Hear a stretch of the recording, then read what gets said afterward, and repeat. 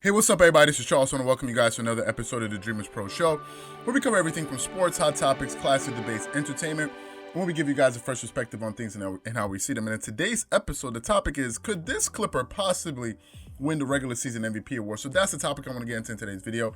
But before we get into that, I want you guys to please make sure you go ahead and hit the like button, hit the subscribe button, and hit the notification bell to be notified whenever we drop our content. Also, be sure to check out our premium platform that we're launching next week. Be on the lookout for that.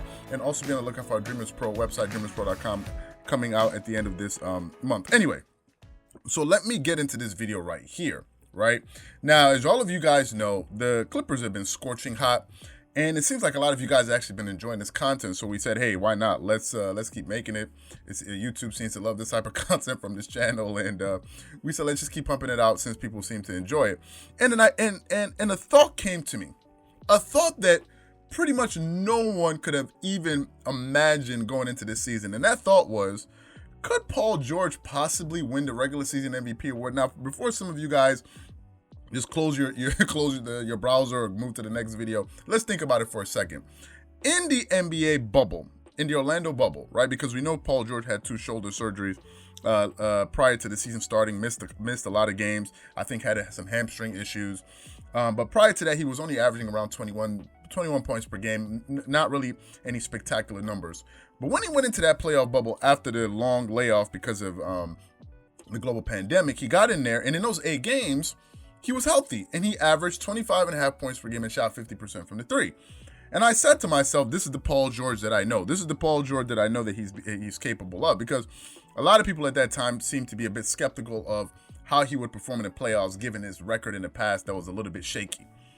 So in those 8 games, I was like, this guy's going to perform well, and we all remember. Once the playoffs started, it was like a complete turnaround, and I had never seen anything like it, right? It looked like at certain points, Paul George lost all of his confidence in himself. He was still playing great defense. Like, I'm not even going to hold that against him, because Paul George is an elite basketball defender. I don't care what anybody says. He is an elite defender. That's the reason why he's made so many defensive teams and first teams on defense, because he's just a great defensive player.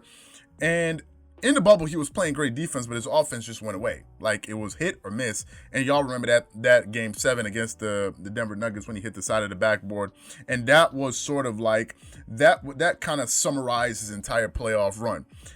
After that, Paul George became like public enemy number one because of his performance, and number 2 because of his comments after losing in the bubble, when he said, we weren't expected to win. It's kind of a process. Those were things I didn't like, because we all knew that they were expected to win. That was the expectation going into the season. Certainly, that was the expectation of Steve Ballmer going into the season. He thought like, hey, listen, I'm not pumping in all this money. I'm not flying all the way down here to these bubble games to come and watch us just have a good playoff run. I'm here to, to collect the championship trophy. I mean, that's what I'm in it for, right?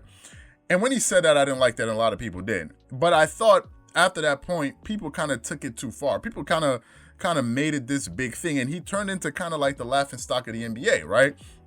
Especially by Laker fans. Let's face it, it's usually Laker fans and certain media pundits on TV who are usually Laker fans, like Shannon Sharp, Nick Wright, and these guys. So because they have these huge platforms that they talk about, they can kind of shape opinions very easily. A lot of people are influenced very easily by these people by listening to them. And that's how that thing started. So Paul George finally had an off season where he could train, get his body right. And then coming into this season, you didn't hear much about him apart from All the Smoke podcast, where people said he was throwing Doc Rivers under the bus. I don't really think so. I just thought that the guy was giving his opinion. To ask him a question. What happened? What do you think happened? Why do you think things went wrong? And it's probably just him giving his thoughts on how he thought things played out. But people didn't even want him to speak at a certain point, because they're like, Paul George doesn't need to be talking, right? And I'm like, I get it. The guy had a bad performance. He didn't perform well, but I mean, Jesus, do you want to lock him in a closet now? He shouldn't be able to speak. I mean, is he the first guy that's had bad playoff performances? I mean, come on, let's not overblow this thing, but that's what it was turning out to be. But since this season has started, with the Clippers having the number 1 record in the NBA, which I'm sure no one thought, and the haters definitely didn't think, and granted, it's early, right? It's early, so we're not going to make too much of it, but nevertheless, the NBA, ESPN, all of these different places, they give early season rankings, right? In all of those polls, I have yet to see the Clippers as the number 1 team. I think they just gave out a ranking, I believe it was yesterday, and I think they have the Clippers again, number 4, and the Lakers. How the hell are the Lakers number 1? First of all, let me just say this. How is it possible the Lakers have the number one spot? How is it possible? Who have they beaten? They beat the Spurs twice, right? The Spurs were like the number 75th seed right now in the Western Conference. They lost to the Blazers. They've had some, they beat the Timberwolves, I believe. They had some decent wins. I'm not knocking them, but they haven't really beat a lot of good quality teams, right? And how did they end up the number 5th? How did they end up in the number 1 spot? What is that based on, right? What Laker player currently is playing better than Paul George? Who's that player, right? The Clippers have beaten the Suns. They beat the Lakers. They beat the Blazers. They beat the Nuggets. And I think they beat the Timberwolves. They beat some pretty solid teams with the exception of how are they the 5th? But anyway, that's that. So you kind of know how the media is already skewing, right? You know, if for Paul George to win the regular season MVP, it's going to be a steep climb up that hill because I don't know. Anyway, so that's currently how that's the current temperature of the league. It seems to be, right? I don't know how, but anyway. But thus far, looking at his numbers this season, y'all know Kawhi Leonard is my favorite player, but Paul George is actually having better numbers than Kawhi Leonard. Now, Kawhi Leonard has been kind of off with his shooting. I don't know if it's because of his mask or whatever it is. But if I look at his numbers this season, he's averaging 22 points per game, which is kind of like an aberration for Kawhi because the season before he averaged 27, the season before he averaged 26. So I don't see Kawhi Leonard averaging 22. I just think his shooting is down. His shooting, I'm just going to focus on his field goal shooting at the moment. He's shooting 40% from the field. That is not Kawhi. He's never shot 40% in the field from the field for his entire career. He has not shot less than 47, close to 48% for his entire career. First season, he averaged 49, 49, 52, 48, 50, 48 and a half, 46 and a half, 49, 50, 47. So Kawhi Leonard is not going to shoot 40% from the field for the season. It's just that he's off to a very bad start from a shooting standpoint.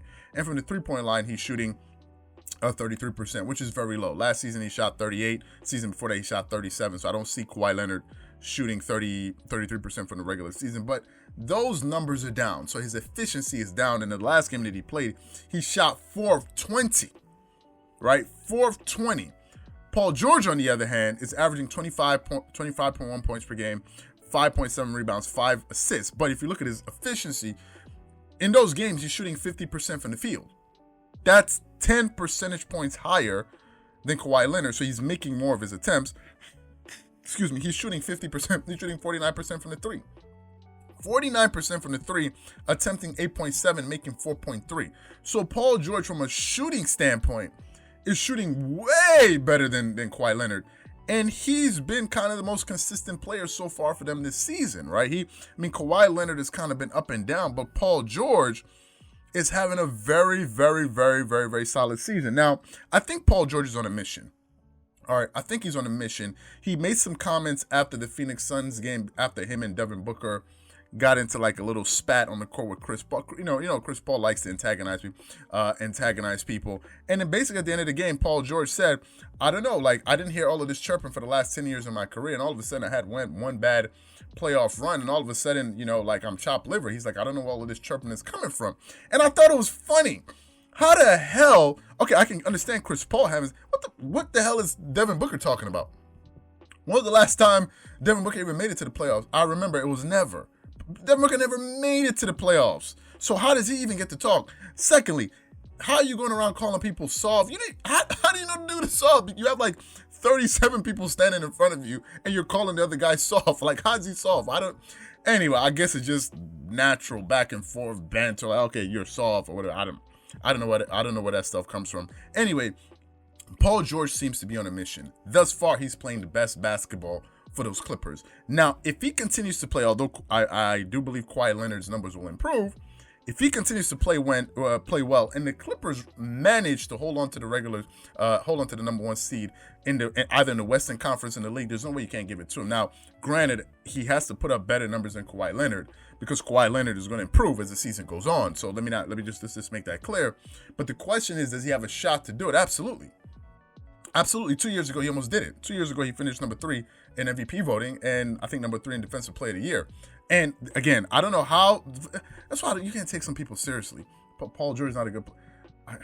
Anyway, so if he continues to put up good numbers and his team wins, he definitely has a shot. So what I want to know from you guys is, do you think it's possible that Paul George can win the regular season MVP award? And is he making a case right now for himself as a regular season MVP? Whatever you guys think, please leave your thoughts and comments in the comment section below.